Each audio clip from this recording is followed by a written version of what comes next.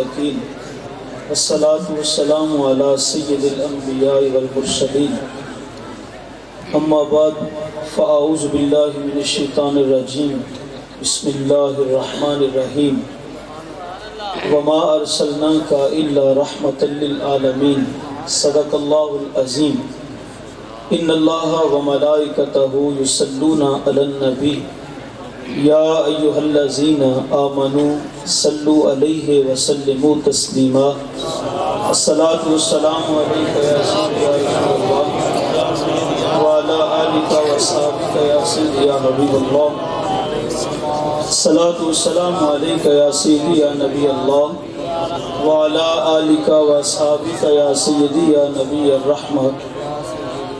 تمام حمد و ثنا تعریف و توصیف اللہ تعالی جل مجدہ الکریم کی ذات بابرکات کے لیے جو خالق کائنات بھی ہے اور مالک شش جہات بھی۔ اللہ جل وعلا کی حمد و ثنا کے بعد حضور نبی اکرم شفیع امم رسول محتشم اللہ کے پیارے امت کے سہارے رب کے محبوب دانائے غیوب مال کے رکاب امم فخر عرب و عجم والی کون و مکان سیاہ لا مکان سید انس و جان سرور لالا رخاں نیر تاباں سرنشین ماہوشاں ماہ خوباں شہنشاہ حسینہ تتمہ دوراں سر خیل زہرہ جمالاں جلوہ صبح ازل نور ذات لم یزل باعث تکوین عالم فخر آدم و بنی آدم نیر بطحا رازدار ما اوہا شاہد ما تغا صاحب علم نشرہ معصوم آمینہ احمد مجتبہ جناب حضرت محمد مصطفیٰ صلی اللہ علیہ وسلم کے حضور ناز میں اپنی نیاز مندیوں کا خراج پیش کرنے کے بعد اسٹیج پر تشریف فرما حضرات علماء کرام نعت خوانان شیریں لسان اور نہایت ہی واجب الاحترام حاضرین و سامعین السلام علیکم ورحمۃ اللہ وبرکاتہ۔ آج کی یہ خوبصورت محفل پاک جو کہ بڑے ہی تجھ کو احتشام سے محبت عقیدت و احترام سے سجائی گئی ہے، مجھے آپ سب کو حاضری کا شرف نصیب ہو رہا ہے۔ دعا گو ہوں اللہ پاک میرا اور آپ سب کا یہاں پہ جمع ہونا اپنی بارگاہ میں مستجاب فرما کے اس محفل کی قبولیت کے ساتھ ساتھ ہمارا بھی حاضر ہونا اللہ اپنی بارگاہ میں قبول فرما دے۔ چند باتیں مختصر وقت کے لیے میں آپ کی گوش گزار کرنے کے بعد بڑی جلدی آپ سے اجازت لے لوں گا، چونکہ محفل کا دورانیہ بہت بڑا ہے، ابھی خطاب بھی ہے ایک اور نعت پاک بھی ہے اور تلاوت بھی ہے۔ اللہ پاک میری زبان پر کلمۃ الحق جاری فرمائے اور جو قابل عمل باتیں ہوں اللہ ہمیں اس پہ عمل پیرا ہونے کی توفیق مرحمت فرمائے۔ 15 صدیاں گزرنے کو ہیں، حالات کی شگفتگی ماحول کی تازگی یہ چہل پہل یہ ریل پیل یہ اجالے لگ یوں رہا ہے جس طرح میری سرکار کالی ہو کے گزرے۔ زمین سے آسمان تک آسمان سے لامکان تک ہے، زمین سے آسمان تک آسمان سے لامکان تک ہے، کہاں کھولے تھے گیسو یار نے خوشبو کہاں تک ہے۔ نگر نگر کریا کریا بستی بستی جدھر بھی گزر ہو رہا ہے تذکرے میرے رسول کے چھڑے ہوئے، اور ایسا کیوں نہ ہو اللہ کا اپنے محبوب سے وعدہ ہے وَلَلْآخِرَةُ خَيْرٌ لَكَ مِنَ الْأُولَىٰ، محبوب تیری ہر آنے والی گھڑی گزری ہوئی گھڑی سے بہتر بنا کر۔ لوگوں نے بدعت کا نام دے کے شرک کے فتوے گاڑ کے اس ذکر کو کم تو کرنا چاہا، مگر زمانہ اس بات کا گواہ ہے کہ وہ خود مٹ گئے ہیں، میرے رسول کا ذکر دن بدن بڑھتا ہی جا رہا ہے۔ اور ایسا کیوں نہ ہو، وہ کسی پنجابی کے شاعر نے کہا تھا، جدا ذکر خدا بلند کرے، جدا ذکر خدا بلند کرے، کیڑا جمع اس نو بند کرے، او دے ذکر دا حافظ آپ خدا، پڑھو لا الہ الا اللہ۔ تو جب میرا سرکار کی آمد، لجپال کی آمد، آمد مصطفیٰ، تو ایمان سے بتائیے، جس کا ذکر خود خدا بڑھائے اس کا ذکر کو کم کر سکتے ہیں؟ بریلی سے بھی آواز آتی ہے، مٹ گئے مٹتے ہیں، مٹ جائیں گے آدھا تیرے، نہ مٹا ہے نہ مٹے گا کبھی چرچا۔ تو میرے رسول کا چرچا اور ذکر یہ مٹنے والا نہیں ہے، اس لیے کہ ہمارا محتاج ہو تو تب ہے نا۔ خدا ہے ذاکر میرے نبی کا، خدا ہے ذاکر میرے نبی کا، کبھی نہ یہ ذکر ختم ہوگا، ازل سے میرے نبی کی محفل سجی ہوئی ہے، سجی رہے گی، تو یہ ذکر کبھی بھی ختم نہیں ہو سکتا۔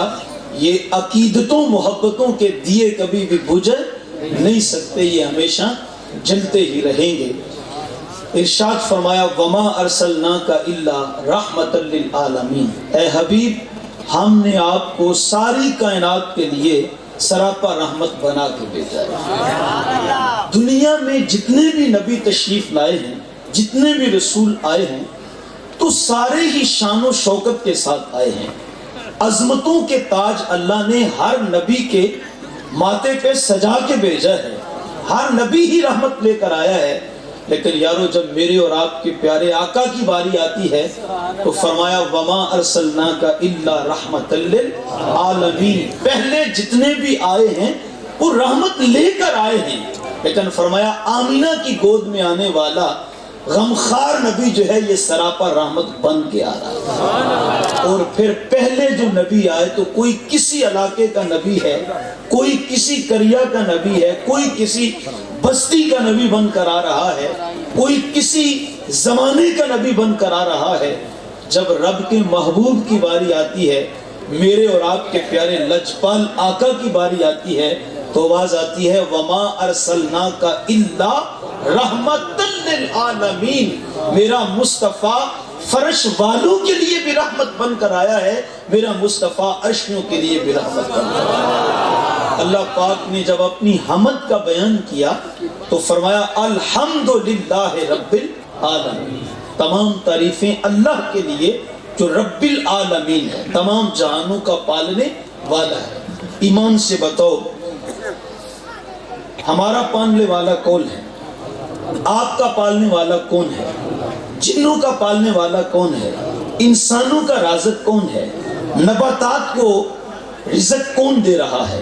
جمادات کا خالق کون ہے؟ شجر و حجر کا پالنے والا کون ہے؟ پتھروں میں کیڑوں کو رزق پہنچانے والا کون ہے؟ اچھا وہ سب کو دینے والا ہے، اپنوں کو بھی بیگانوں کو بھی۔ وہ تو ذات ایسی ہے لوگ کو دے کے جتلانے بیٹھ جاتے ہیں، اور جس سے مانگے وہ ناراض ہوتے ہیں، وہ کہتے ہیں مجھ سے نہیں مانگو گے تو میں ناراض ہوں گا۔ تو وہ رب ہے، سب کا پالنے والا ہے، سب کو دینے والا ہے، ایک مانگے اسے بھی دیتا ہے، کوئی لاکھ مانگے تو اسے بھی دیتا ہے۔ وہ ایک فقیر کی کہانی یاد آ گئی، ایک فقیر تھا، مانگتا مانگتا مانگتا، اس کی عادت تھی وہ دروازوں پہ مانگ رہا تھا، تو مانگتا مانگتا کسی بادشاہ کے دروازے پہ پہنچ گیا، دروازے پہ دستک دی، آواز آئی من دق الباب، کون ہے بھی دروازے پہ؟ اس نے کہا سائل ہوں، فقیر ہوں، محتاج ہوں۔ تو کہا بتاؤ کیا تیری طلب ہے، کیا سوال کرتے ہو؟ تو اس نے کہا کہ مجھے 1 روپیہ چاہیے، 1 سکے کا سوال ہے، 1 ٹکے کا سوال ہے۔ بادشاہ ناراض ہو گیا، اس نے کہا کہ تیری جرت کیسے ہوئی، تو نے بادشاہ کے دروازے پہ آ کے 1 روپے کا سوال کیا، میرے دروازے کی تو نے توہین کر دی ہے۔ تو اس نے کہا بے وقوف، اگر 1 روپیہ ہی تجھے چاہیے تھا تو راہ چلتے کسی سے مانگ لیتا، کسی دکان پہ کھڑا ہو جاتا، کسی کھوکے پہ کھڑا ہو کے سوال کرتا، تجھے روپیہ دے دیا جاتا، تیری طلب کو پورا کر دیا جاتا۔ بادشاہ وقت کے دروازے پہ آ کے 1 روپیہ کا سوال کر رہا ہے، تو نے میرے دروازے کی توہین کر دی ہے۔ جب وہ ناراض ہوا تو فقیر دروازہ چھوڑ کے آگے نکل گیا۔ اچھا شام کو چکر لگاتا لگاتا پھر اسی دروازے پہ پہچان تو اس نے لیا کہ بادشاہ کا دروازہ ہے. پھر حسب عادت اس نے دستک دی تو آواز آئی کون ہے بھائی؟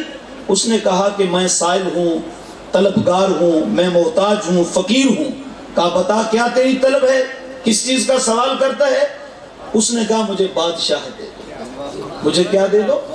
بادشاہ دے دو. بادشاہ پھر ناراض ہو گیا. اس نے کہا بڑا عجیب انسان ہے، صبح آیا تھا 1 روپیہ مانگ رہا تھا، اتنا ایڈوانس ہو گیا تو اتنا تو آگے تیری طلب بڑھ گئی ہے، اکٹھی تو نے بادشاہ مجھ سے مانگ لی ہے. تو اس نے کہا کتنا عجیب ہے، صبح آیا تھا 1 روپیہ مانگتا تھا، اب آیا ہے اکٹھی بادشاہ مانگ رہا ہے. فقیر ہنس کے کہنے لگا بادشاہ عجیب میں نہیں، عجیب تو ہے. 1 مانگوں پھر بھی ناراض ہوتا ہے اور 1,00,000 مانگوں تو بادشاہ مانگی ہے پھر بھی ناراض ہوتا ہے. تو بادشاہ کہنے لگا بیوقوف حقیقت کو سمجھنے کی کوشش کر، جو تو نے صبح آ کے مانگا تھا وہ میرے دروازے کی شان کے لائق نہیں تھا، اور جو اب مانگ رہا ہے اس کا تو مستحق نہیں ہے. غوث اعظم فرمایا کرتے تھے اگر مستحق آئے تو اسے بھی دے دیا کرو، اگر نامستحق آئے اسے بھی دے دیا کرو، چھان بین میں نہ پڑا کرو. اس لیے کہ مستحق کو دو گے اللہ تمہیں وہ دے گا جس کے تم مستحق ہو، اور کسی ایسے کو دو گے مستحق نہیں تھا لیکن تم نے اس کی رضا کے لیے دے دیا، فرمایا اللہ وہ نعمتیں بھی دے دے گا جس کے تم بھی مستحق ہیں. اللہ اکبر. تو کہا جو صبح مانگا تھا وہ میری شان کے لائق نہیں تھا، اور جو اب مانگ رہا ہے اس کا تو مستحق نہیں ہے. اس نے دروازے کو جھڑکا اور چھوڑا اور سر سجدے میں رکھا، رو پڑا، سر سجدے سے اٹھا کے کہنے لگا قربان جاؤں مالک تیری عطاؤں پہ، تو کتنا رحیم ہے، کتنا کریم ہے، واری واری جاؤں، صدقے جاؤں تیری نوازشات پہ، تیری عطاؤں پہ. 1 مانگے اسے بھی دیتا ہے، 1,00,000 مانگے اسے بھی دیتا ہے، کوئی وزارت مانگے اسے بھی دیتا ہے، کوئی بادشاہت مانگے اسے بھی دیتا ہے، اپنا مانگے اسے بھی دیتا ہے، بیگانہ مانگے اسے بھی دیتا ہے. اللہ اکبر. کوئی دن کے اجالوں میں ہاتھ اٹھا کے مانگے مالک تو اسے بھی دیتا ہے، کوئی رات کی تنہائیوں میں مصلی بچھا کے مانگے، جولی پھیلا کے مانگے تو اسے بھی دیتا ہے. تجھے جو مانے اسے بھی دیتا ہے، جو تیرا انکار کرے تو اسے بھی دیتا ہے. دنیا مانگنے والوں سے جب مانگتی ہے وہ دے کے ناراض ہوتے ہیں، اور تو عطائیں کر کے بھی آواز دیتا ہے ہم تو مائل با کرم ہیں، کوئی سائل ہی نہیں، راہ دکھلائیں کسے کوئی راہ روے منزل ہی نہیں. ایمان سے بتاؤ پالنے والا کون ہے، دینے والا کون ہے، اپنوں کو کون دیتا ہے، بیگانوں کو کون دیتا ہے، ماننے والوں کو کون دیتا ہے، منکروں کو کون دے رہا ہے. تو کہا اس لیے کہ الحمدللہ رب العالمین، میں رب العالمین ہوں، تمام جہانوں کا پالنے والا ہوں. میں یہاں قرآن کی آیات بھی پڑھتا، احادیث بھی بطور دلیل لاتا، صغرے کبرے ملا کر پھر آپ کے سامنے ایک نتیجہ بھی رکھتا، لیکن سادہ ماحول ہے اور مجھے اپنی کم علمی کا بھی پورا احساس ہے، تو میں بغیر علمی بحث کے پڑھے آپ کے سامنے مختصر بات رکھ رہا ہوں، نتیجہ دے کے گفتگو کو آگے چلانا چاہوں گا. اللہ پاک نے جب اپنی حمد کا بیان کیا تو فرمایا الحمدللہ رب العالمین. جب محبوب کی عظمت کا بیان فرمایا تو فرمایا وما ارسلناک الا رحمت للعالمین. ادھر بھی عالمین ادھر بھی عالمین. تو گویا اللہ اعلان فرما رہا ہے دنیا والوں کیا سمجھو گے میرے یار کی عظمت کو، کیا ناپو گے میرے مصطفیٰ کی عظمتوں کو. فرمایا جہاں تک خدا کی خدائی ہے وہاں تک میرے مصطفیٰ کی شہنشاہی ہے. کوئی بنیا 2-4 ملکاں دا حاکم، میرے کملی والے دی 2 جگ کے شاہی. مولوی کا تو دماغ خراب ہو گیا ہے، یہ مسجد میں ترازو گاڑ کے بیٹھ گیا، اسے ناپ رہا ہے جو ناپا نہیں جا سکتا، اسے تول رہا ہے جو تولا نہیں جا سکتا. میرے قبلہ جی فرمایا کرتے ہیں ڈٹھے ورق قرآن دے پھول سارے، تیری شان جیا نہیں کوئی ہور ڈٹھا جڑا تیری شان دا کرے مقابلہ. انواش کا اصلی چور ڈٹھا، کوئی نور آکھے کوئی بشر آکھے، پیندہ رات دینے اے ہو شور ڈٹھا، اللہ والیاں گل مکا چھڑی تساں ہور ڈٹھا اسا ہور۔ پتہ نہیں تم نے کس نبی کا کلمہ پڑھا ہے جو سکی بیٹی کو نہیں بخشوا سکتا؟ پتہ نہیں تم نے کس نبی کا کلمہ پڑھا ہے جو دیوار کے پیچھے کی خبر نہیں رکھتا؟ صاحب ہم اس نبی کے گن گاتے ہیں، ہم اس نبی کے ماننے والے ہیں، ہم اس نبی کے امتی ہیں، ہم اس نبی کا کلمہ پڑھتے ہیں جو نبی بیٹھا فرش پہ ہوتا ہے خبریں ساری عرش کی طرح، جس کو میرے رب نے مختار کل بنا کے دنیا میں مبعوث کیا ہے۔ تو فرمایا وما ارسلناک الا رحمۃ للعالمین، اے حبیب ہم نے آپ کو ساری کائنات کے لیے سراپا رحمت بنا کے دے دیا۔ ایک شاعر گزرا ہے، دلو رام اس کا نام تھا، ذات کا ہندو تھا مگر بختوں والا تھا، نصیبوں والا تھا۔ میرے حضور سے اس کو عشق ہو گیا، حضور سے پیار ہو گیا، اب ساری زندگی حضور کے نام کر دیتا ہے، حضور کی نعتیں لکھتا بھی ہے، حضور کی نعتیں پڑھتا بھی ہے۔ اس نے بھی رحمت للعالمین کا ایک مفہوم بیان کیا ہے، وہ بھی اس کا مفہوم بیان کرتا ہے، کہنے لگا رحمت للعالمین کے حشر میں معنی کھلے۔ وہ کہتا ہے دنیا میں نہیں پتا چلے گا کہ میرے مصطفیٰ کی رحمتوں کی وسعت کا عالم کیا ہے۔ رحمت للعالمین کے حشر میں معنی کھلے کہ ہے خلق ساری شافع روزے جزا کے ساتھ، لے کے دلو رام کو جنت میں جب حضرت گئے غل ہوا دلو بھی محبوب خدا کے ساتھ۔ وہ کہنے لگا یہ تو قیامت کے دن پتا چلے گا وہ کتنے رحیم ہیں، کتنے کریم ہیں کہ جب مجھ جیسا نکارا شخص بھی ان کو کے قدموں سے لپٹ کر جنت میں داخل ہو جائے۔ توجہ چاہوں گا، جب اس نے یہ اشعار کہے نا تو مسلمانوں نے اعتراض کر دیا، انہوں نے کہا یہ کیسی شاعری کر رہا ہے؟ دیکھو ہندو ہے اور ہندو کافر ہوتا ہے اور یہ کہتا ہے کہ میں قیامت کے دن ان کے قدموں سے لپٹ کر جنت میں چلا جاؤں گا، یہ تو ممکن نہیں ہے، اس لیے کہ جنت کافر کے لیے نہیں ہے، جنت کس کے لیے؟ مسلمانوں کے لیے، جنت حضور کے دیوانوں کے لیے، حضور کے غلاموں کے لیے ہے۔ میرے امام نے کہا تھا تجھ سے اور جنت سے کیا مطلب منافق دور ہو، ہم رسول اللہ کے جنت رسول اللہ۔ تو جنت تو حضور کے غلاموں کے لیے ہے اور یہ ہندو ہے، کافر ہے، یہ کہتا ہے میں جنت میں چلا جاؤں گا۔ اچھا لوگوں کی سمجھ میں شاعری نہیں آ رہی تھی، وقت گزرتا گیا، دلو رام کو فالج کا اٹیک ہوا، یہ بستر مرگ پہ آ گیا اور موت کے انتظار میں چارپائی پہ بیارو مددگار پڑا ہے، اور پھر اس کے دوست اس کا حال پوچھنے اس کے کمرے میں بیٹھے تھے تو اچانک یہ دلو رام جو بولنے کی سکت نہیں رکھتا اور حرکت کرنے کی طاقت نہیں رکھتا، چارپائی پہ بیارو مددگار پڑا ہے، اچانک اس کی آنکھوں میں نور آ گیا، اس کی پیشانی چمک اٹھی اور چہرہ جگمگانے لگا، اور وہ جو اٹھ نہیں سکتا تھا اٹھ کے بھی بیٹھ گیا، جو بول نہیں سکتا تھا اونچی اونچی بولنے بھی لگا۔ کہتا کیا ہے؟ اپنے دوستوں کہتا ہے جلدی کرو میرے کمرے سے باہر نکل جائے۔ انہوں نے کہا دلو رام کبھی مہمانوں کے ساتھ ایسا بھی کسی نے سلوک کیا؟ تو اچھا میزبان ہے ہمارا، ہم تیرا حال پوچھنے آئے ہیں اور تو ہمیں باہر نکال رہا ہے، اور پھر یہ اجالے، یہ چمک، یہ دھمک، یہ پاور، یہ طاقت، یہ ماجرا کیا ہے؟ تو دلو رام رو پڑا، آپ دیدہ ہو گیا، رو کے کہنے لگا کیا بتاؤں وہ کتنا لجپال نبی ہے، ساری زندگی جس نبی کی نعتیں لکھی ہیں، نعتیں پڑھی ہیں، وہ نبی نعتوں کا صلہ دینے کے لیے، نعتوں کا انعام دینے کے لیے، محبتوں کا صلہ دینے کے لیے اپنا کلمہ پڑھا کر مجھے اپنا غلام بنانے کے لیے دیکھو میرے سرہانے آتے ہیں۔ وہ اپنے نام لیواؤں کو تنہا چھوڑتے کب ہیں، وہ اپنے نام لیواؤں کو تنہا چھوڑتے کب ہیں، جہاں کوئی نہ ہو ہمدم وہاں سرکار ہو۔ ان کا نام جپ کے تو دیکھ، ان کا نام پکار کے تو دیکھ، ان سے محبت کر کے تو دیکھ، ان سے پیار کر کے تو دیکھ۔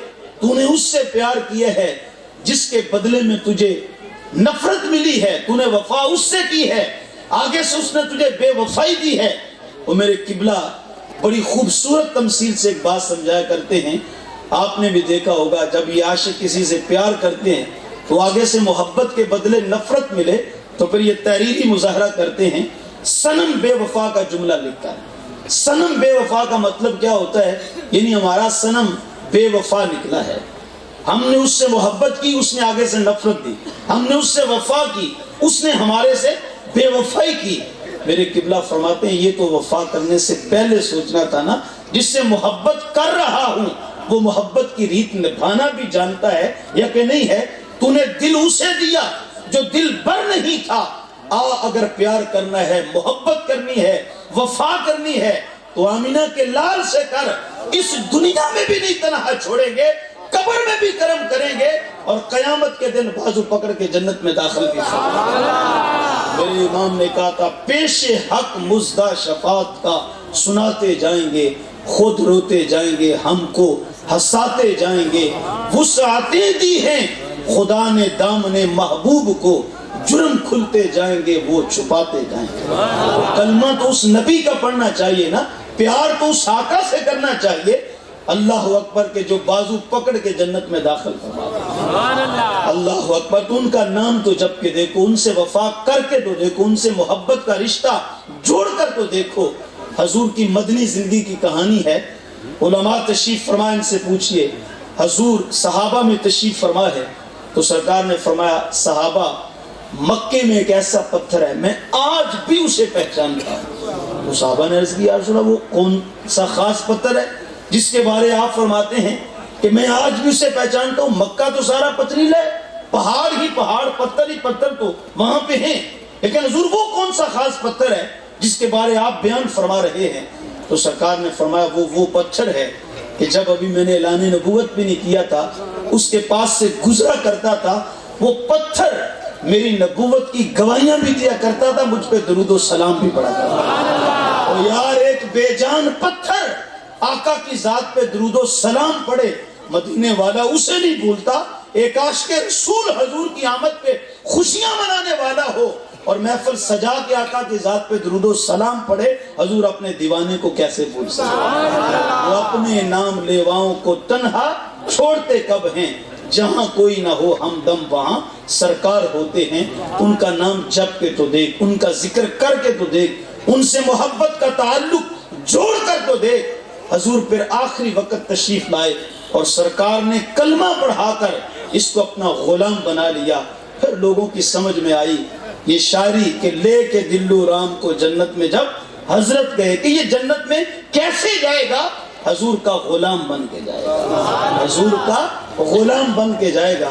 صوفیاء نے لکھا ہے, بزرگان دین نے, حضور غوث اعظم فرماتے ہیں کہ جو میرا مرید ہو جائے, جو میرا مرید ہو جائے, تو شیخ عبد القادر جیلانی کا فرمان ہے, آپ فرماتے ہیں جو میرا مرید ہو اللہ اس کو بغیر توبہ کے موت نہیں دے گا, اللہ اس کو بغیر توبہ کے موت نہیں دے گا. میں کہا کرتا ہوں غوث اعظم سے محبت کرنے والا بغیر توبہ کیے مر نہیں سکتا, تو جو غوث اعظم کی آقا سے محمد مصطفیٰ سے محبت کرنے والا ہو وہ جہنم میں کیسے جا سکتا؟ وہ ایک دودھی کا واقعہ سن لے اور اسی کے ساتھ گفتگو کو میں ختم کر دوں گا. وہ بھی ہندو تھا اور یہ تقسیم سے پہلے کی بات ہے, جب ایک ہی بستی میں, یہ بزرگوں کو پتا ہوگا, جب یہ ونڈ یہ تقسیم نہیں ہوئی تھی, سارا ہندوستان تھا, تو ایک ہی بستی میں بسا اوقات ایسا بھی ہوتا تھا مسلمان بھی رہتے تھے, ہندو بھی رہتے تھے, سکھ بھی رہتے تھے, اور کچھ ایسی تقریبات ہوتی تھیں کہ ان کے اندر یہ سارے ایک دوسرے کی تقریبات میں شریک بھی ہو لیا کرتے تھے. تو وہ دودھی تھا, دودھ کا کاروبار کرتا تھا, سارا دن گاؤں سے دودھ اکٹھا کرتا, شہر میں جا کے بیچتا. ایک دن ایسا ہوا کہ جب کام سے فارغ ہو کر وہ اپنے گاؤں آیا نا, تو اسی بستی میں مسلمان بھی رہتے تھے, تو وہاں اس بستی میں سرکار کی محفل میلاد سجی, تو اعلان ہوا لاؤڈ سپیکر پہ کہ آج فلاں گلی میں, فلاں بستی میں, فلاں کے گھر مصطفیٰ جان رحمت کے ذکر کی محفل سج رہی ہے. اس کے کان میں جب اعلان کی آواز پڑی, اس نے کہا چلو تھکے ماندے تو ہیں, چلو کوئی بات نہیں, آؤ آج مسلمانوں کے نبی کا ذکر ہی جا کے سنیں. وہ کیا کسی نے کہا تھا نا, مسلم کا محمد پہ اجارہ تو نہیں ہے, وہ صرف مسلمانوں کا نبی نہیں بن کر آیا, وہ تو ساری کائنات کے لیے نبی اور رسول بن کے تشریف لائے ہیں. اس نے کہا چلو آج مسلمانوں کے نبی کا ذکر ہی سنتے ہیں. بختوں والا تھا, نصیب اچھے تھے, وہ گھر سے اٹھا, حضور کی محفل میلاد میں آ کے بیٹھ گیا. اب آپ سے پوچھنا چاہوں گا محفل میلاد میں ہوتا کیا ہے؟ یہی بیان کیا جاتا ہے کہ حضور کتنے حسین تھے, اور حضور کے حسن و جمال خد و خال کا بیان کیا جاتا ہے یا حضور کے شمائل بیان کیے جاتے ہیں، حضور کے فضائل اور خصائص کا بیان ہوتا ہے؟ یہاں پر یہ بتایا جاتا ہے محفلوں میں لجپال پریتا نو توڑ دے، لجپال پریتا نو توڑ دے نہیں، جدی باں پھڑ دے انو چھوڑ دے نہیں۔ اچھا کوئی ایسی محفل میلاد سجی تھی تو وہ آ کے بیٹھ گیا، ایسا ہی مضمون اس محفل میں بیان ہو رہا تھا، تو محفل سے اٹھ کر جب اپنے گھر گیا نا، اپنی بیوی کو اٹھایا، سامنے بٹھایا اور کہنے لگا پل یہ لو کہ گواہ ہو جا میں نبی آخر الزمان کا کلمہ پڑھ کے اس کا غلام بنا۔ اس نے کہا کہ تجھے اچانک بنا کیا ہے، یہ کیا خیال تجھے آیا ہے کہ تو نے باپ دادا کے دین کو چھوڑ دیا، اپنے دھرم اپنے مذہب کو کیوں تو چھوڑ رہا ہے؟ تو اس نے بھی یہ کہا کہ ابھی ابھی حضور کے ذکر کی محفل سے اٹھ کے آ رہا ہوں، وہاں لوگ باتیں کر رہے تھے، وہاں بتا رہے تھے کہ مصطفیٰ سے جو لپٹا یگانہ ہو گیا، جس کے حضور ہو گئے اس کا زمانہ ہو گیا۔ تو بھئی آج تو بندہ اس کو ووٹ نہیں دیتا جو تھانے سے ہمارا بندہ نہ چھڑا سکے۔ اس نے کہا کلمہ تو اس کا پڑھنا چاہیے کہ جس سے محبت کرنے سے دونوں جہاں سبر جاتے ہیں۔ اس نے کہا وہاں لوگ بتا رہے تھے جو اس کا ہو جاتا ہے پھر ساری خدائی اسی کی ہو جاتی ہے۔ تو اس نے حضور کا کلمہ پڑھا، حضور کا غلام بن گیا، لیکن اس نے اپنی بیوی کو نصیحت کی کہ یہ بات سیدھا راز میں رہے، تو نے کسی کو بتانا نہیں ہے۔ اس نے کہا جب کلمہ پڑھ لیا ہے تو چھپاتا کیوں ہے؟ اس نے کہا یہ میری مجبوری ہے، بیٹے ہندو ہیں، خاندان ہندو ہے، برادری ساری ہندو ہے، اگر اسلام ظاہر کیا تو میرے لیے مشکل بن جائے گی۔ شاید آپ لوگوں کو یہ احساس نہ ہو، اگر عیسائی کمیونٹی سے کوئی شخص اسلام قبول کرتا ہے تو وہ اس کو کس قدر ٹارچر کرتے ہیں، کس قدر سزائیں دیتے ہیں، گھر سے باہر نکال دیتے ہیں، اس کا جینا دوبھر کر دیتے ہیں، مشکل بنا دیتے ہیں۔ تو اس نے کہا کہ میرے لیے مشکل ہو جائے گا، میں اس کا غلام ہو گیا ہوں، لیکن تو نے یہ کسی کے سامنے بات ظاہر نہیں کرنی۔ اچھا خود بھی اس نے نہ کسی کو بتایا، بیوی نے بھی نہ ظاہر کیا۔ تو وقت گزرتا گیا، اس دودی کا انتقال ہو گیا، اس کا انتقال ہو گیا۔ جب اس کا انتقال ہوا تو اب چونکہ بیٹے بھی ہندو ہیں، برادری بھی ساری ہندو ہے، انہوں نے اپنی رسومات کے مطابق اس کو اٹھایا، جلانے کے لیے لے گئے، لکڑیوں کے گٹھے میں اس دودی کو رکھا اور اس کو جلانے کے لیے جب انہوں نے آگ سلگائی تو لکھنے والے لکھتے ہیں کہ آگ نے ساری لکڑیوں کے گٹھے کو جلا دیا اور اس دودی کا ایک بال بھی جلنے پایا، اس دودی کا ایک بال بھی جلنے نہ پایا۔ اللہ اکبر! اب بیٹے حیران ہو گئے، وہ پنڈت کی جانب دیکھنے لگے کہ یہ کیا ماجرا ہے جی، یہ جلا کیوں نہیں ہے؟ پنڈت نے تسلی دی، اس نے کہا ٹرائی اگین، دوبارہ ٹرائی کر لیتے ہیں، کوئی وجود جسم کا سخت ہوتا ہے، اس کا جسم تو نہیں جلا، تو کوئی بات نہیں، دوبارہ لکڑیاں لے کر اس کو دوبارہ جلاتے ہیں، اس لیے کہ ہمارا دھرم ہے، ہمارا مذہب ہے، ہم اپنے مردوں کو جلاتے ہیں۔ یہاں میں توجہ چاہوں گا، ہم مسلمان ہیں اور ہمارا طریقہ کیا ہے؟ ہم اپنے مردوں کو دفناتے ہیں، اور جو ہندو ہے مشرک ہے وہ اپنے مردوں کو جلاتے ہیں۔ حضرت مولا کائنات سے کسی نے پوچھا کہ حضور یہ فرق کیوں ہے، یہ ڈیفرنٹ کیوں ہے کہ مسلمان اپنے مردوں کو دفناتا ہے اور جو ہندو ہے مشرک ہے وہ اپنے مردوں کو جلاتا ہے؟ آپ مسکرا پڑے، آپ نے فرمایا بیٹا سادی سی بات ہے، جو کوڑا ہوتا ہے وہ جلایا جاتا ہے اور جو خزانہ ہوتا ہے وہ دفنایا جاتا ہے۔ فرمانے لگے جو مشرک ہے وہ کوڑا ہے، دنیا میں جلا دیا جاتا ہے، جو محمد کا غلام ہے وہ خزانہ ہے، زمین میں دفنا دیا جاتا ہے۔ اللہ اکبر! اب ہمارا طور طریقہ، ہمارا دین کہتا ہے ہم اپنے مردوں کو کیا کرتے ہیں؟ دفناتے ہیں۔ توجہ چاہوں گا، ہمارا کوئی رشتہ دار عزیز انتقال کر جائے، اتفاق ایسا ہو، طوفان آ جائے، بارش آ جائے، 15 دن 20 دن گزر جائیں، بارش طوفان تھمنے کا نام، اتنی بارش ہوئی کہ گلیاں بازار سیلاب کا منظر پیش کرنے لگیں۔ آپ کسی اپنے علاقے کے مفتی صاحب کے پاس جائیں، ان سے فتویٰ لیں، حضرت یہ ہمارا عزیز فوت ہو گیا ہے، آج 20 دن گزر گئے ہیں، بارش تھمنے کا نام نہیں لے رہی، قبرستان جا نہیں سکتے، قبر کھود نہیں سکتے، پانی ہی پانی ہے۔ تو حضور کیا ہم اس کو پانی میں بہا سکتے ہیں؟ تو مفتی صاحب جواب یقیناً یہی دیں گے کہ نہیں، امانتن تو رکھا جا سکتا ہے، سرد خانے میں تو رکھا جا سکتا ہے، لیکن اس کو پانی میں نہیں بہائیں گے، اس لیے کہ ہم مسلمان ہیں، ہم اس کو کیا کریں گے؟ دفنائیں گے۔ آج سے کچھ سال قبل کی کہانی ہے، یہ گجرانوالہ کے پاس ایک چھوٹا سا شہر ہے، وہاں سے خبر چھپی اخبار میں، وہاں ایک بندہ مر گیا تو اس کو وہ نماز جنازہ پڑھنے کے بعد قبرستان جب دفن کرنے لگے تو قبر میں اتارنے لگے تو نیچے سے کھولتا ہوا گرم پانی آ گیا، اتنا گرم پانی تھا کہ جلسہ دینے والا۔ وہ ڈر گئے کہ یہ کیا بنا۔ اچھا، انہوں نے دوسری جگہ پہ قبر کھودی، تو جب قبر کھود لی پھر جب دفنانے لگے تو پھر نیچے سے جلسہ دینے والا پانی آ گیا۔ وہ پھر ڈر گئے کہ یہ کیا ماجرا ہے۔ پھر تیسری جگہ انہوں نے ٹرائی کی تو وہاں جب قبر کھودی اس کو جب دفنانے لگے تو پھر نیچے سے گرم پانی آ گیا۔ پریشان ہو گئے، علاقے کے مفتی کے پاس گئے، پوچھا کہ یہ ماجرا ہے کہ جب اس کو دفنانے لگتے ہیں، قبر کھودتے ہیں تو معاملہ ٹھیک ہے، لیکن جب اس کو دفنانے لگتے ہیں تو نیچے سے جلسہ دینے والا گرم پانی آ جاتا ہے، اب ہمارے لیے حکم کیا ہے؟ تو مفتی صاحب کہنے لگے پانی نکلے، سانپ نکلے، بچھو نکلے، کچھ بھی ہو اس کو وہیں پہ پھینک دو، اس لیے کہ ہم مسلمان ہیں اور ہمارا طریق کیا ہے، ہم اپنے مردوں کو دفناتے ہیں، اوپر سے مٹی ڈال دو۔ توجہ چاہوں گا، ویسے کسی نے پوچھ لیا کہ اس نے گناہ کون سا کیا ہے جس گناہ کی اس کو دنیا میں یہ سزا مل رہی ہے؟ تو اس کے گھر والوں نے بتایا کہ اس کے گھر میں بیٹی پیدا ہوئی تھی، اس کے گھر میں بیٹی پیدا ہوئی تھی اور اس نے اپنی بیوی کو مارنا شروع کر دیا، اس کو گالی دی، اس کو مارا اور کہنے لگا کہ تو اس سے بہتر تھا، مجھے تو بیٹا چاہیے تھا، تو نے بیٹی کو جنم دے دیا، اس سے بہتر تھا کہ تو سانپ کو جنم دے دیتی، مجھے بیٹی نہیں چاہیے۔ اس کو اس نے طلاق دے کے مار پیٹ کے گھر سے نکال دیا اور اس نومولود بچی کو کیا کیا، ایک برتن میں پانی گرم لیا اور اس کے اندر ڈبو کے اس بچی کو اس نے مارا۔ تو یہ اس کی سزا اس کو مل رہی ہے۔ یہاں میں ایک دو حدیثیں آپ کے سامنے رکھنا چاہوں گا۔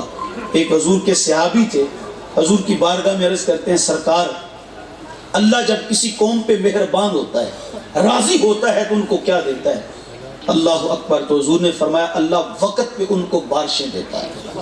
بے وقت بارش کا آنا یہ رحمت نہیں ہے، یہ زحمت ہے۔ یہ تو دماغ خراب ہے نا ہمارے ٹی وی والوں کا کہ پہلے وہ خبر دیتے ہیں، کہتے ہیں کہ آج فلاں علاقے میں بارش ہوئی اور پھر بتاتے ہیں جو نقصانات ہوئے تھے، اتنی چھتیں گر گئیں، اتنا نقصان ہوا، یہ ہوا وہ ہوا، اور پھر بیوقوف آخر میں کہتے ہیں موسم خوشگوار ہو گیا۔ وہ کیسا موسم خوشگوار ہے جو اتنوں کی جان لے گیا ہے؟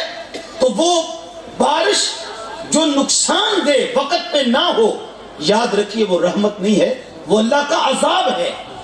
وہ بارش اللہ کی رحمت ہے جو نقصان نہیں بلکہ فائدہ دے کے جائے، اور جب وقت ہو اس وقت اللہ برسائے تو وہ اللہ کی رحمت بن کے آتی ہے۔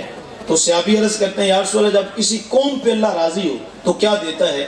تو حضور نے فرمایا اللہ وقت پہ ان کو بارشیں دیتا ہے۔ اس نے عرض کی یا رسول اللہ اگر اللہ کسی قوم پہ بہت زیادہ مہربان ہو جائے، کسی گھر پہ، کسی خاندان پہ، تو سنو میرے آقا نے فرمایا پھر اللہ پاک ان کے گھر میں بیٹیاں بھیج دیتا ہے، اللہ ان کے گھر میں بیٹیاں بھیج دیتا ہے۔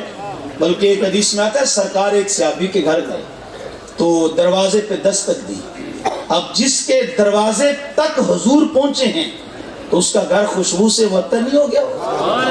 وہ کیا کسی نے کہا تھا شاہ مدینہ شاہ مدینہ عطروں سے بڑھ کے ہے تیرا پسینہ، اس کا گھر خوشبو سے معطر ہو گیا ہوگا۔ اب وہ جب حضور نے دستک دے لی تو کیا دیکھا، کیا سنا؟ وہ صحابی اپنی بیٹی سے ناراض ہو رہا تھا، اس کو مار رہا تھا۔ تو سرکار کے کان میں جب آواز پڑی تو سرکار انہی قدموں پہ واپس تشریف لے آئے۔ اس کو جب پتا چلا دوڑتا ہوا حضور کی بارگاہ میں حاضر ہوا، قدموں پہ گرا، سرکار اگر کرم کیا بھی ہے تو اتنی جلدی کیا ہے، واپس کیوں تشریف لے جا رہے ہیں؟ سرکار نے فرمایا جس گھر میں بیٹی کا پیار نہ ہو، بیٹی سے محبت نہ ہو، محمد کبھی اس گھر میں جایا نہیں۔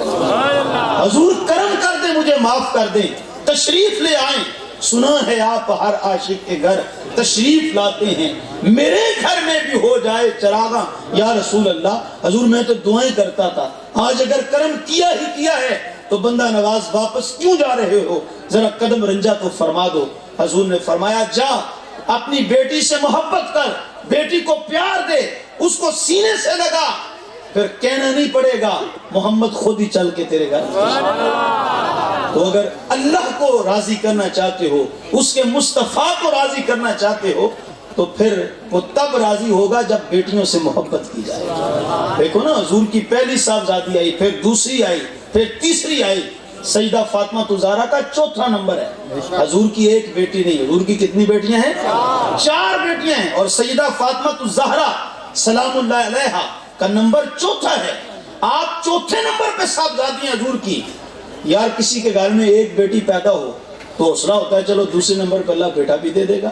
جس کے گھر میں 2 ہوں تو پھر امید ہوتی ہے تیسرے نمبر پہ بیٹی آ جائے گی، لیکن جس کے گھر میں 3 بیٹیاں ہوں وہ تو پریشان ہوتا ہے نا۔ ہماری جس طرح دنیاوی زندگی ہے، تو میرے آقا نے پہلی بیٹی کے پیدا ہونے پہ یہ جملہ نہیں فرمایا، دوسری بیٹی کے پیدا ہونے پہ جملہ نہیں فرمایا، تیسری بیٹی کے پیدا ہونے پہ جملہ نہیں فرمایا۔ مصطفیٰ کے گھر میں چوتھی صاحبزادی جب تشریف لاتی ہیں، پیدا ہوتی ہیں، تو حضور پکڑ کے سینے سے لگاتے ہیں اور فرماتے ہیں فاطمہ محمد کے جگر کا ٹکڑا بن گیا۔ تو میرے مصطفیٰ نے بیٹیوں سے محبت کر کے، بیٹیوں کو پیار دے کے بتایا ہے کہ میلاد بھی اسی کا قبول کروں گا، محبت بھی اسی کی قبول کروں گا، عقیدت ادب اسی کا قبول کروں گا جو بیٹی سے محبت اور پیار کرنے والا ہے۔ اللہ اکبر۔ تو حضور کا میلاد تو منائیں، لیکن میرے مصطفیٰ نے آتے ہی جن کو عزتیں دی ہیں، کوئی ان کی عزت نہ کرے، کوئی باپ کی عزت نہ کرے، کوئی ماں کا پیار سینے میں نہ بٹھا کے رکھے، کوئی بہن کا احترام نہ کرے، کوئی بیٹی سے محبت نہ کرے، کوئی اپنے غلاموں اور خادمین سے محبت اور پیار نہ کرے، ان کو عزت نہ دے، لاکھ میلاد مناتا پھرے، سرکار کبھی بھی اس میلاد کو قبول نہیں کریں گے۔ آؤ اگر میلاد والے کی بارگاہ میں اپنی محافل پہنچانا چاہتے ہو، ان کو راضی کرنا چاہتے ہو، تو پھر میرے مصطفیٰ کا جب میلاد ہوا تو میلاد کے وقت حضور نے پیغام کیا دیا تھا؟ حضور نے آتے ہی ان لوگوں کو عزت دی تھی جن کی آج معاشرے میں کوئی عزت ہم نہیں کرتے ہیں۔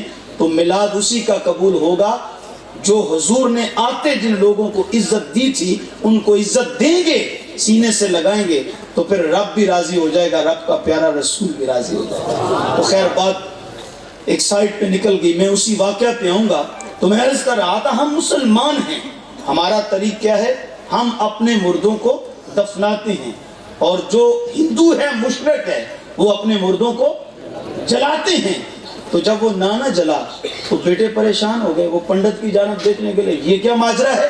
اس نے کہا کوئی گال نہیں بیٹا، کبھی ایسا ہو جاتا ہے، دوبارہ لکڑیاں لے کے آؤ، اس کو پھر جلاتے ہیں، اور سنو اگر پھر بھی نہ جلا تو پھر جلائیں گے، پھر بھی نہ جلا تو 5 بار بھی جلانا پڑا، 50 بار بھی جلانا پڑا، 100 بار بھی جلانا پڑا، تو اس کو جلائیں گے، اس لیے کہ ہمارا عقیدہ ہے، ہمارا دھرم ہے، مذہب ہے، اس کو جلائیں گے۔ بیٹے دوبارہ لکڑیاں لینے جب جانے لگے تو آگے سے ان کی ماں ڈھونڈتی ہوئی آ گئی۔ اس نے کہا بیٹا رک جاؤ، کدھر جا رہے ہو؟ کہا امی ابو کو جلانا ہے، وہ جلا نہیں ہے، دوبارہ لکڑیاں کٹھی کرنے جا رہے ہیں۔ تو ماں نے کہا بیٹا کوئی ضرورت نہیں۔ کہا ماں اس کو جلانا نہیں ہے؟ کہا بیٹا نہیں، وہ نہیں جلے گا، وہ نہیں جلے گا۔ اب ماں کیسی بات کرتی ہے، وہ کیوں نہیں جلے گا؟ اگر نہ جلا تو پنڈت نے بھی تسلی دی ہے، 100 بار بھی جلانا پڑا تو جلائیں گے۔ ماں رو پڑی، اس نے کہا 100 بار کیا چیز ہے، اس کو 1000 بار بھی جلا لو تو یہ جلنے والا۔ تو زخم میں تو کیا میرا سایہ نہ جائے گا۔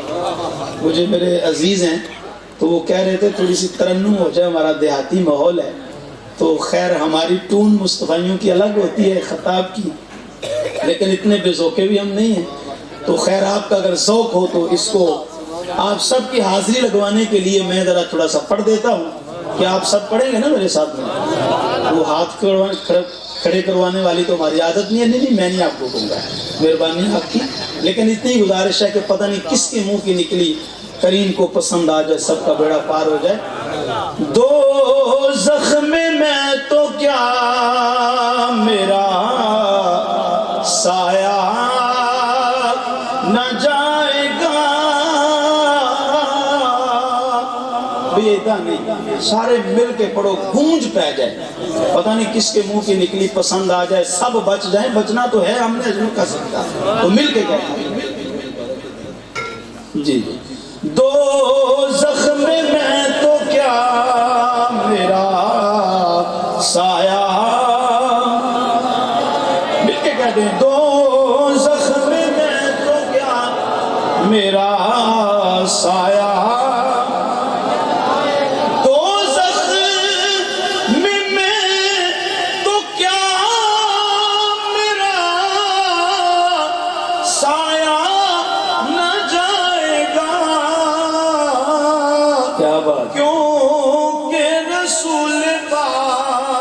سے دیکھا نہ جائے گا، کیوں کہ رسول پاک سے دیکھا. یہ بخاری کے حدیث سنا رہا ہوں.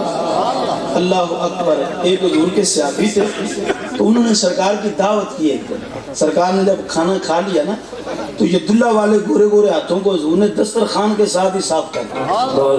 تو وہ صحابی کہتے ہیں گھر کے جتنے بھی کپڑے تھے جب میلے کچیلے ہو جاتے تھے تو ہم وہ پانی سے صاف کیا کرتے تھے، لیکن کہتے ہیں خدا کی قسم جس کپڑے کو یار نے ہاتھ لگائے تھے نا وہ کپڑے پہ جب مٹی پڑ جاتی، اس کپڑے پہ جب تیل پڑ جاتا تو پھر ہم اس کو جلتی آگ میں لٹکا دیا کرتے تھے.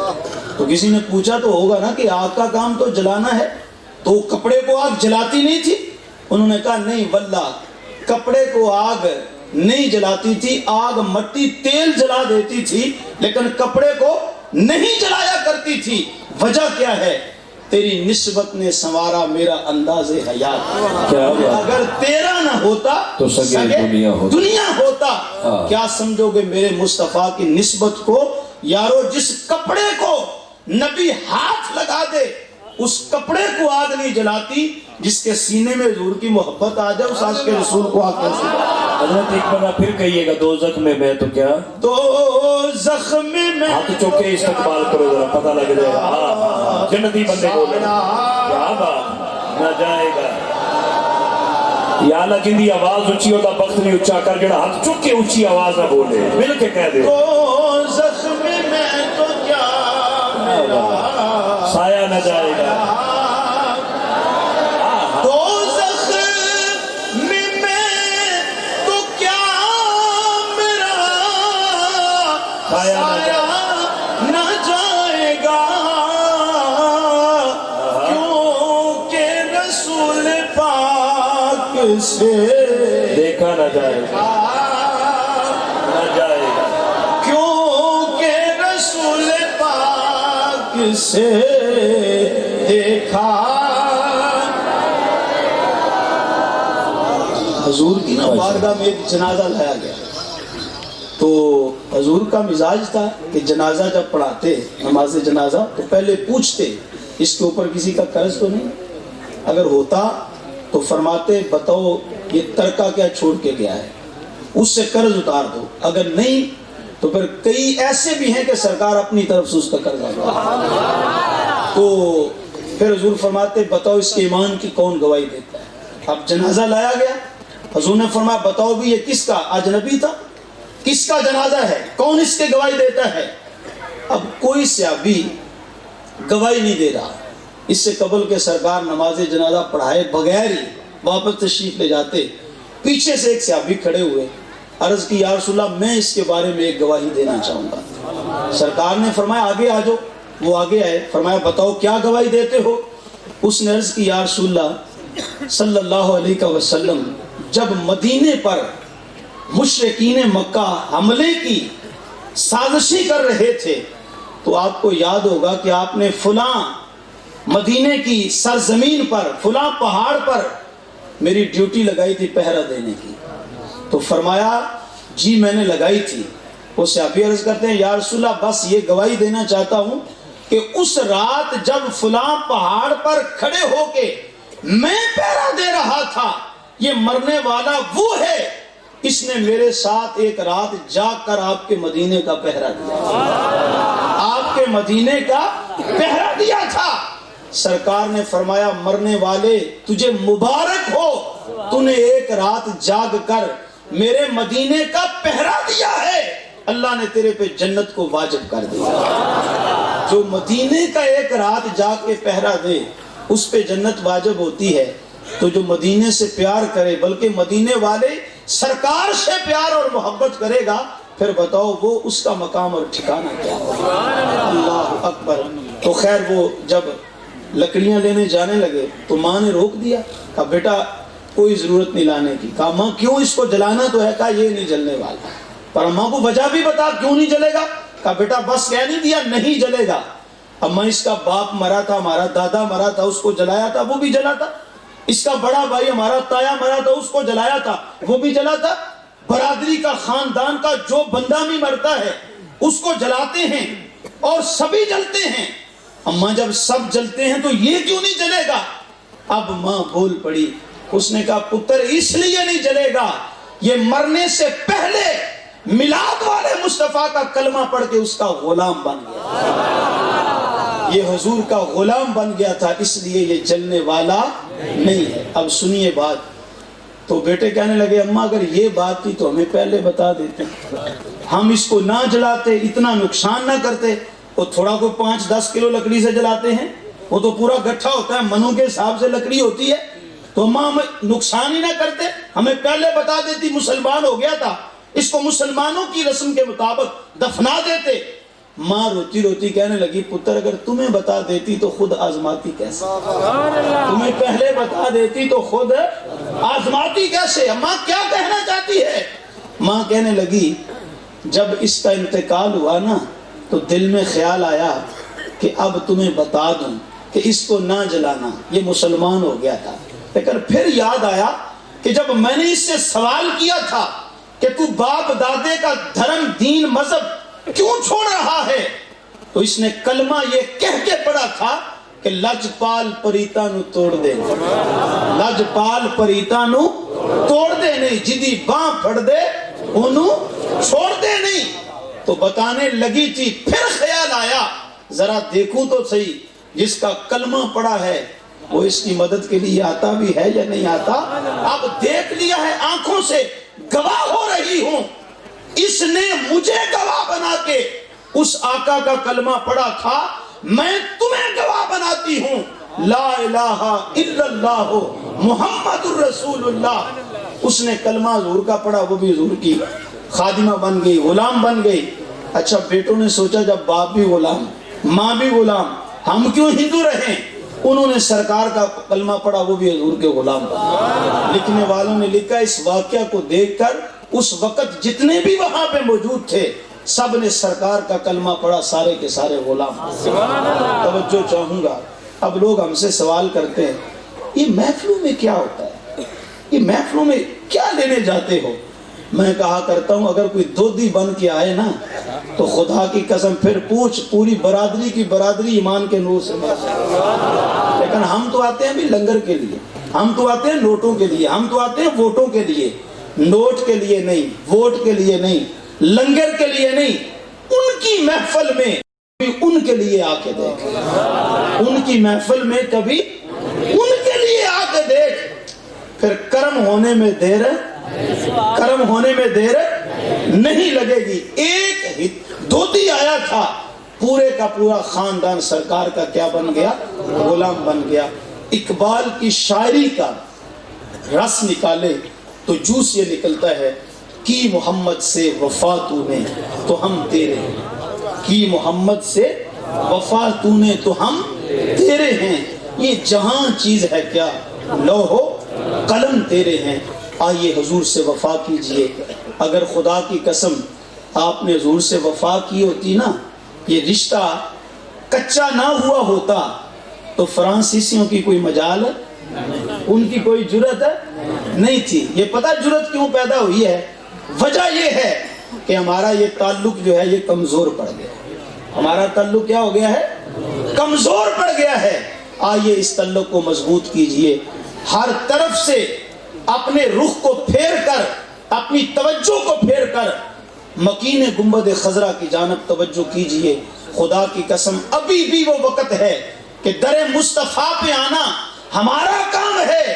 اللہ پاک پھر عزتوں کے تاج سر پہ سجا دے گا، یہ خدا کا وعدہ ہے، یہ خدا کا وعدہ ہے۔ میرے قبلہ فرمایا کرتے ہیں چھوڑ کے آپ کا دامن رحمت، چھوڑ کے آپ کا دامن رحمت، آقا ہم سے بھول ہوئی، کھو دی اپنی قدر و قیمت، آقا ہم سے بھول ہوئی، بن گئے سیموں زر کے بندے، تن کے اجلے پر من کے گندے، لٹ گئی ہم سے فقر کی دولت، آقا ہم سے بھول ہوئی، دیکھ ہماری آنکھ مچولی، اپنے ہی سینے اپنی ہی گولی۔ آج کافر نہیں مسلمان کو مار رہا، یہ مسلمان ہے جو مسلمان کو قتل کر رہا ہے، یہ اپنے ہی ہیں جو گریبان پکڑ رہے ہیں۔ تو فرمایا دیکھ ہماری آنکھ مچولی، اپنے ہی سینے اور اپنی ہی گولی، بھول گئے ہم در سے اخوت، آقا ہم سے بھول ہوئی۔ آؤ آج اس خوبصورت محفل کے اندر اپنے آقا سے تجدید عہد کیجئے اور سرکار کی بارگاہ میں عرض کیجئے، اگر ان کو منظور ہو گئی تو بیڑا پار ہو جائے گا، امت کی تقدیر بدل جائے گی۔ وہ عرض کیا ہے؟ ساری دنیا کے ٹھکرائے ہوئے ہیں، تیرے در پہ آئے ہوئے ہیں، ساری دنیا کے ٹھکرائے ہوئے ہیں، تیرے در پہ آئے ہوئے ہیں، کھول دے اپنا باب رحمت، آقا ہم سے بھول ہوئی۔ تو جب ادھر سے کرم ہو گیا تو پھر بیڑا پار ہو جائے گا۔ تو آئیے، حضور نے بھی فرمایا نا، لا یؤمن احدکم حتی اکون احب الیہ من والدہ و ولدہ والناس اجمعین۔ تو حضور سے محبت یہ تقاضا دین بھی ہے، یہ منشا ایمان بھی ہے۔ محمد کی غلامی دین حق کی شرط اول ہے، اسی میں ہو اگر خامی تو سب کچھ نہ مکمل ہے۔ محمد کی غلامی سند ہے آزاد ہونے کی، خدا کے دامن توحید میں آباد ہونے کی۔ اللہ پاک میری اور آپ سب کی حاضری کو اپنی بارگاہ میں قبول فرمائے۔ اتنی خوبصورت محفل دوستوں نے سجائی ہے، تو میری دعا ہے اللہ پاک جس طرح سرکار کی محفل سجائی ہے، اللہ ان کے گھر بار سجا دے، اللہ ان کو شاد و آباد فرمائے۔ کار ما آخر شدو، آخر زیما کار نشد، مشت خاک ماں غبار کوچائے یار نشد، و آخر دعوایا ان الحمدللہ رب العالمین۔